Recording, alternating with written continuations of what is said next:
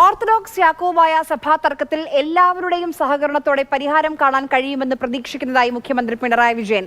സഭാസ്ഥാനമായ പുത്തൻകുരിശിൽ ശ്രേഷ്ഠ കാതോലിക്ക ബാവയുടെ പൗരോഹിത്യ സുവർണ ജൂബിലി സമാപന സമ്മേളനത്തിൽ സംസാരിക്കുകയായിരുന്നു മുഖ്യമന്ത്രി. അതേസമയം മുളന്തുരുത്തി, ചാലുശ്ശേരി ദേവാലയങ്ങളിൽ ഇന്നുണ്ടായ സംഭവങ്ങൾ പോലീസ് ഒത്താശയോടെയാണെന്ന് ഓർത്തഡോക്സ് സഭാ നേതൃത്വം ആരോപിക്കുന്നു. യാക്കോബായ സഭയുടെ അസ്തിത്വം ഇതേ രീതിയിൽ തുടരണമെന്ന് ആഗ്രഹിക്കുന്നുവെന്ന് മുഖ്യമന്ത്രി പറഞ്ഞു.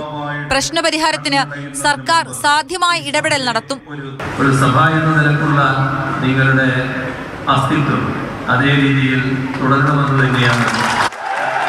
ആട്ടിൻതോൽ ധരിച്ച ചെന്നായ്ക്കൾ കേരളത്തിന്റെ സമാധാനം തകർക്കാൻ ശ്രമിക്കുന്ന നാളുകളാണിതെന്ന് ആരെയും സൂചിപ്പിക്കാതെ മുഖ്യമന്ത്രി പറഞ്ഞു. യാക്കോബായ സഭ പരമാധ്യക്ഷൻ ഇഗ്നാത്തിയോസ് അഫ്രേം രണ്ടാമൻ പാത്രിയാർക്കീസ് ബാവ അധ്യക്ഷത വഹിച്ചു.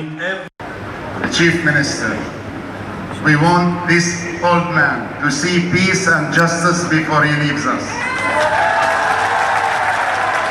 Justice that our church has been denied of.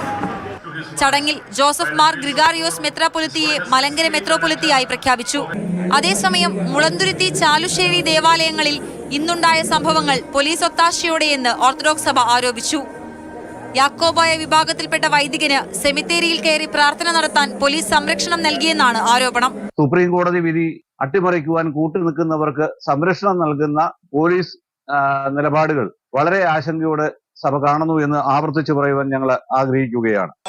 Piravom വലിയ പള്ളിയിലും ഓർത്തഡോക്സ് യാക്കോബായ വിഭാഗങ്ങൾ തമ്മിൽ ഇന്ന് തർക്കമുണ്ടായി. മാതൃഭൂമി ന്യൂസ്, കൊച്ചി.